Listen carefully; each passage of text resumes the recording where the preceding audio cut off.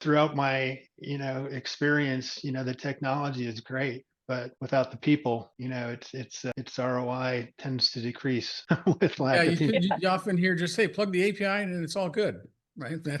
That's not always the Yeah. case, right? That's funny. I think sometimes it's just context around that data that you're surfacing to these folks too. If they have not had access to, in my world, again, on the CRM side, we're surfacing a lot of stuff that's happening in the ERP to a customer facing Mhm. team. And previously they may have had to ask somebody to run a report for them or something Yeah, like that to right. get that access. Now it's at their fingertips, but without the proper context of what that data means, how they should use it, how it's impacting their customer, how it should impact their conversation with their customer, that without that context piece and helping the person use the technology and the data, and to your point, Jeff, it's just going to fall flat, or just kind of create a tangled ball and a big mess at the end of it, that gets harder and harder to use, as opposed to what we're trying to do, which is detangling all of that, making that easier.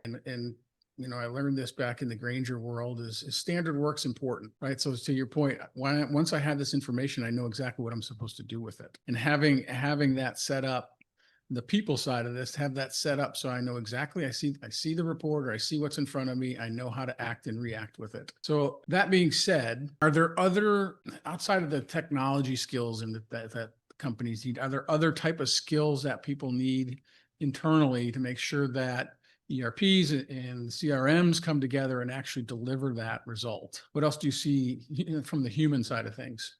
From the human side of things, it's not just an IT function, right? So you have to have, business user oversight, not from the technology integration standpoint, but to validate that the things that they're trying to get out of the system. And, one thing out on an island isn't as good as one thing, brought into the community, right? So the data that comes out of those systems needs to be providing business value towards stakeholders at a corporate level, as well as an SME level within a business function.